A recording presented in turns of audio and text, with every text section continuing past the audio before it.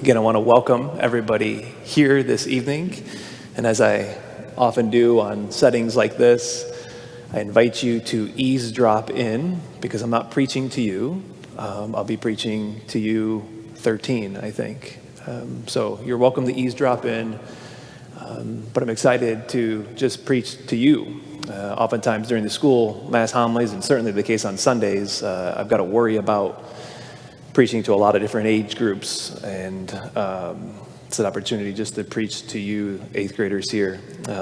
Before I get into my 3 points, I think it was either today or yesterday at drop off or pickup, Mr. Hupp, we were just talking about your class and how every 8th grade class is different, and he just made the comment about how this is a special class. I think the word that he used is like he said they're kind to each other.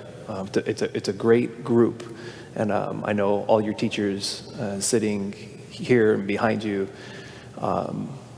would echo that statement from Mr. Hupp. So 3 things: a step, the only thing that really matters, and a few Father Mark nuggets for you to keep in your back pocket. So first, a step. So the word graduation, the Latin root word for graduation is gradus. And that's where we get the word step. And so it's a step towards something. When we say graduation, the Latin root word, it's a step to something. And the question becomes like, a step toward what? Certainly, it's a step toward high school. It's a step to, after high school, it's a step to college. And a step to those things, is good. And it's to be celebrated. And your parents, teachers, myself, we want you guys to know, this step that you're taking on that front, we're proud of you, and you're to be celebrated today as you take this step. But on a bigger picture, you want to take a step toward the only thing that ultimately, at the end of the day, really matters, which is their second point. There's a 19th century French writer, Léon Blot. He wrote novels and plays, and most of his novels and plays, he snuck in his favorite line in pretty much everything that he wrote. And his line that he loved to repeat over and over again was this. He said, "In the end, life offers only one tragedy: not to have been a saint, or not to have gotten to heaven." You just think about that, using reason is that's right. You can reach the heights and you can take the steps, whatever path, from high school graduation, you can take the steps and you can get to the top of the steps, graduate all the way up to whatever.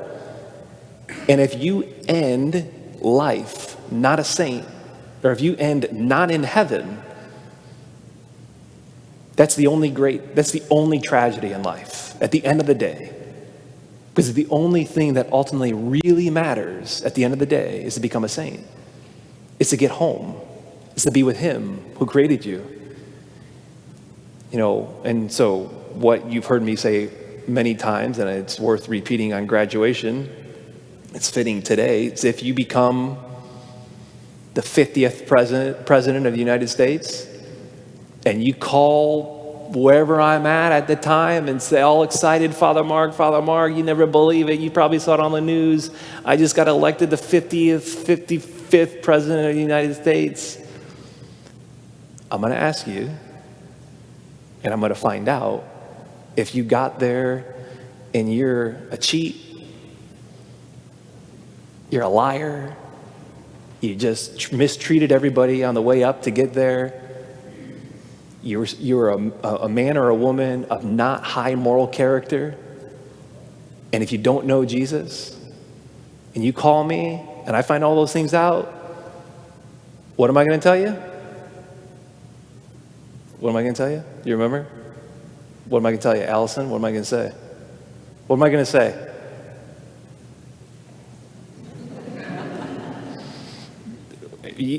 I'm going to say, don't tell anybody that you went to Notre Dame. If you're the president and you're not high moral character, you don't know Jesus, just tell them you skipped K through 8, right? Or you didn't go to Notre Dame.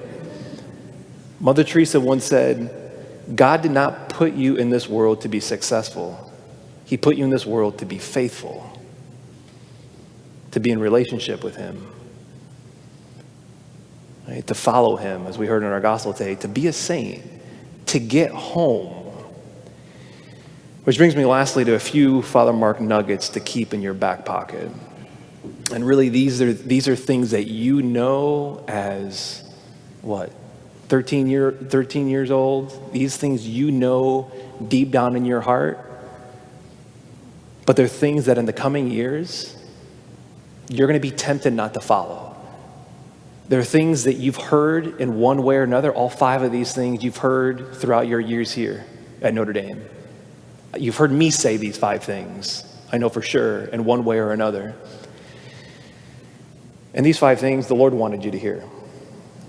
So if anybody who's eavesdropping in has a problem with any of these things, don't complain to me about them, complain to him, God. Okay? Because that's what he wanted them to hear. And they're straight from the Bible. So first, in these years ahead, most especially, don't get drunk. Like, getting drunk is stupid. It really is. Like, literally, it's stupid. The definition of stupid is having or showing great lack of intelligence or common sense. Why is getting drunk a sin?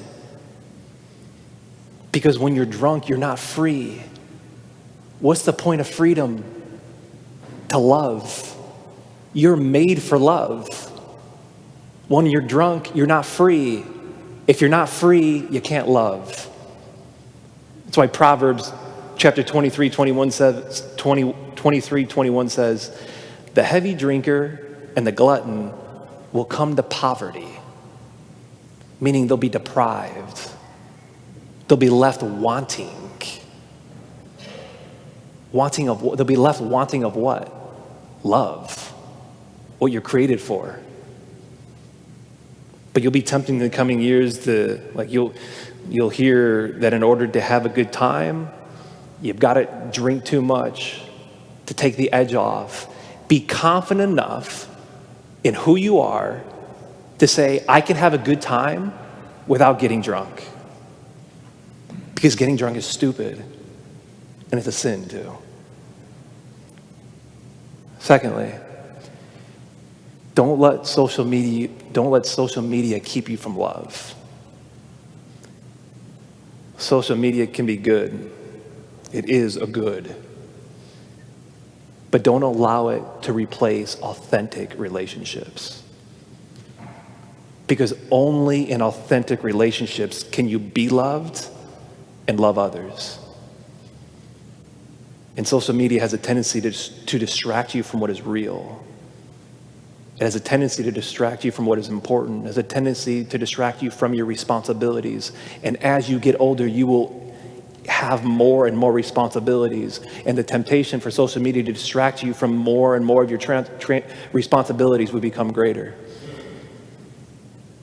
So as soon as you find yourself maybe using social media to compare yourself to others, and oftentimes that's the unrealistic views of other people's lives, get rid of it. As soon as you find yourself doing that, get rid of it. Because you were made for love. So don't let social media keep you from love. Third, don't have sex unless you're married. You're going to hear otherwise. You're going to maybe be pressured otherwise. It's like, that's the old way of doing it. That's the old way of thinking. God designed sex to be good and desirable and holy. And he designed it to be in the context of marriage. When a man and woman who love themselves enter into a lifelong covenant relationship and say, now that we're in a lifelong committed relationship, I'm going to give myself completely and fully to you, my whole self. Now, none of you are getting married tomorrow, right? Your parents aren't going to let that happen, right? So that means you got to strive to live a life of chastity here. And John Paul II once said this. He says, chastity is a difficult, long-term matter. One must wait patiently for it to bear fruit. And that fruit, he says, is for the happiness of loving kindness which it must bring. And he says, but also at the same time, chastity is the sure way to happiness. Because God's way is always the right way. Always. God's way is always the right way. And it always leads to fulfillment, to life, and love. Fourth, love and honor your parents. These years right now, and probably the last 2 years, and the next couple of years ahead, like you're going to think that just about everything that comes out of your parents' mouth is crazy, okay? Okay, fine. Still honor them. Still love them. Because they love you. And what's the definition of love? It's to will the good of the other.